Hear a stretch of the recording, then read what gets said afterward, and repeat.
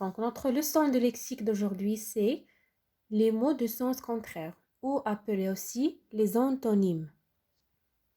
Alors, c'est quoi un antonyme? Donc, l'antonyme d'un mot, c'est un autre mot de sens contraire.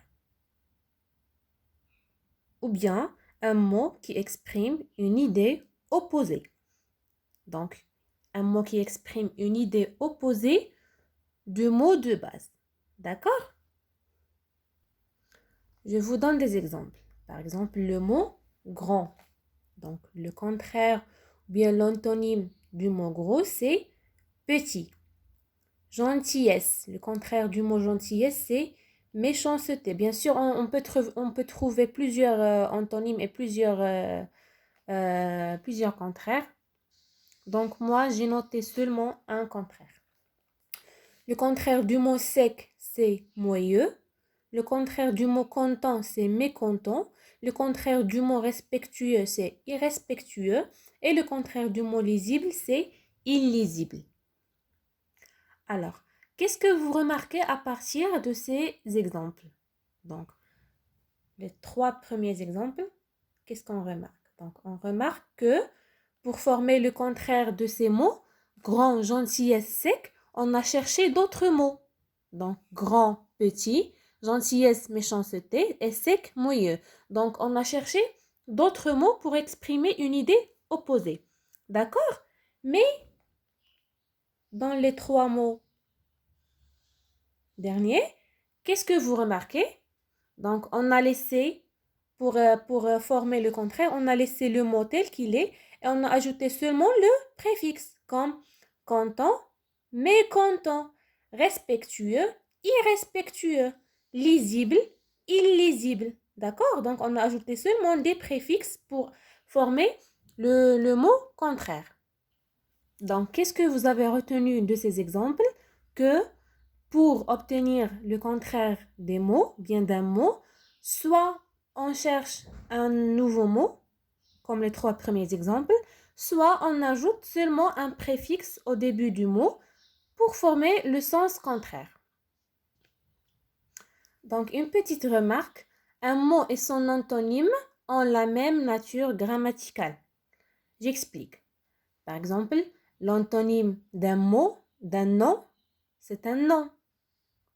L'antonyme d'un verbe, c'est un verbe aussi. Et l'antonyme d'un adjectif, c'est un adjectif. L'antonyme d'un adverbe, c'est un adverbe. D'accord?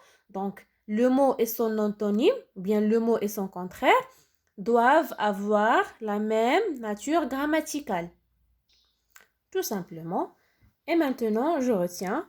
Donc, on appelle contraire des mots qui expriment une idée opposée. Donc, le contraire d'un mot, bien l'antonyme d'un mot, c'est un mot qui exprime une idée opposée du mot de base. D'accord?